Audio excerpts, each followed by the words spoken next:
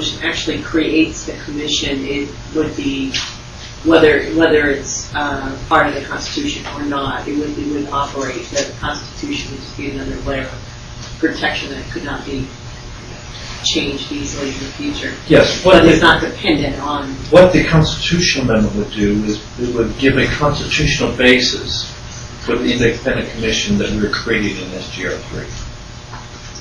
But without the constitutional basis, it can still operate until a future legislature. That's correct, and it could be changed without the constitutional amendment requiring the creation of an independent ethics commission. You could have SGR 3 changed and do away with the independent ethics commission without the constitutional amendment. Go ahead.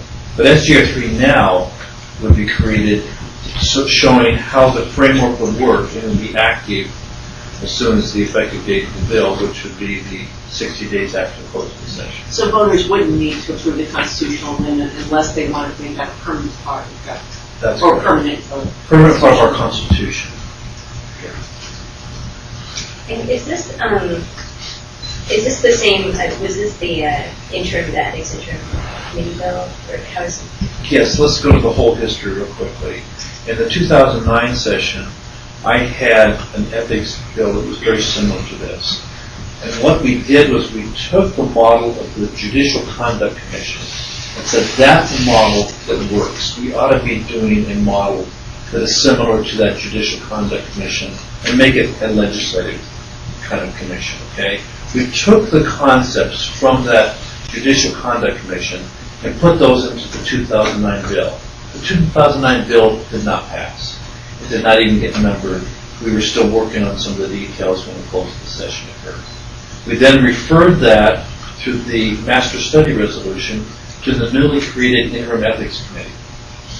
That Ethics Committee then debated for the whole summer elements of the 2009 bill that I created and came up with SGR 3. SGR 3 then was refined at the beginning of the session through action by the legislature. It's now before you as the first shot at what that independent ethics commission will look like. And is it the same that Sheldon Kilpack had been sponsoring? Yes. Yes, same. Yes.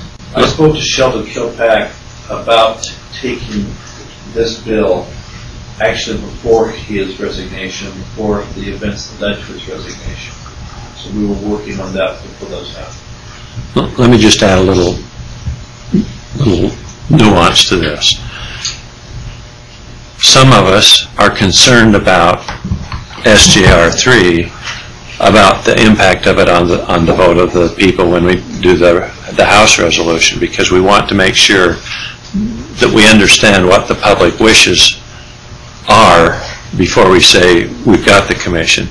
So the argument is, do you throw that commission out as a bill and say here's how it would work, and prejudice the vote by saying, well, we don't like the way you've got it set up and therefore we're going to vote against the amendment? Or do we prejudice the other way by saying, well, we were worried about having that in the Constitution, but now that we see how you've written it, we do want it.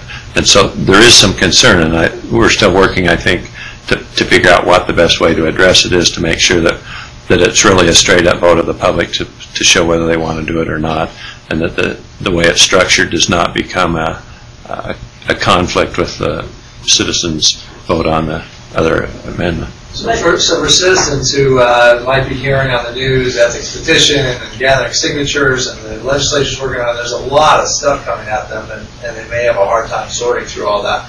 What would you like them to understand in general about what's happening on this issue on Capitol Hill? The message I would send is that the legislature who represents the people, that were elected to represent the people, recognize it's a concern in the public, and they are working full speed ahead to get an amendment that the public can judge and vote on. And we're also putting together a structure on how we're meeting what we hear as a public request for more ethics involvement by the public. And that's what this will do, is allow the public to weigh in on some of these ethics issues. What do you think the public wants you guys to review ethical complaints in private Nobody's allowed to talk about it, but it looks like in there that you found in contempt of the legislature if anyone even acknowledges there's a complaint out there. In what way does that possibly serve the public's best interest for all that to be done in secret? If you remember, I said that I based this upon the Judicial Conduct Commission. That's exactly the way we deal with the Judicial Conduct Commission.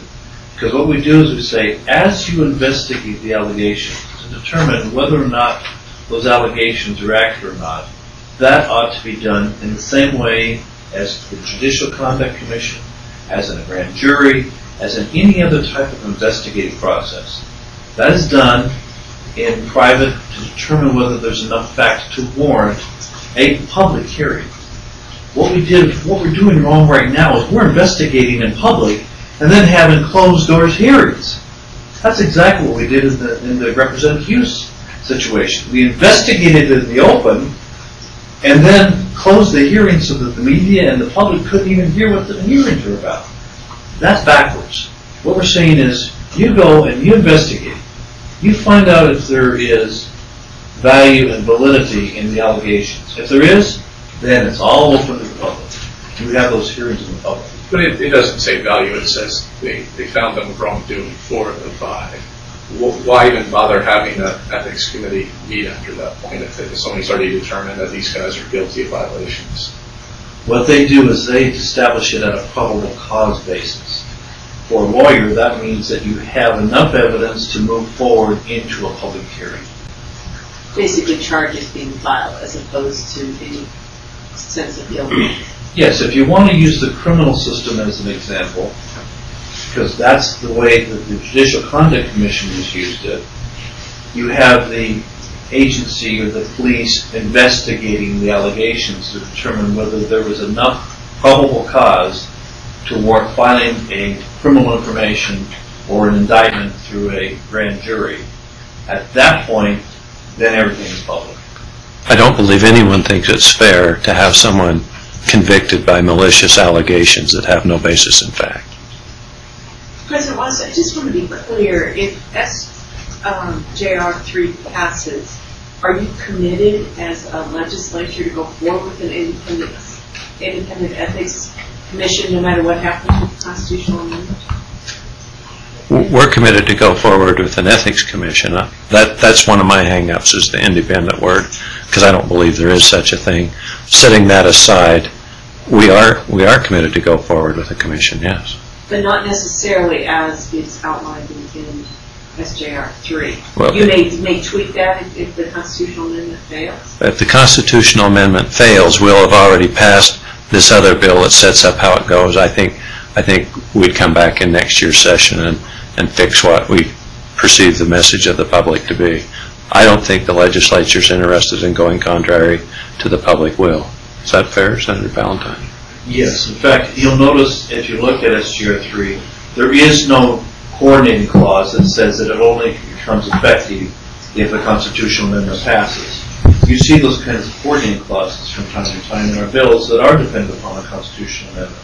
There is no such coordinating clause in SJR 3. And the reason for that is you want the flexibility to come back and change it and maybe make it less restricted, less independent if the public tells you that and tell it on. Or more.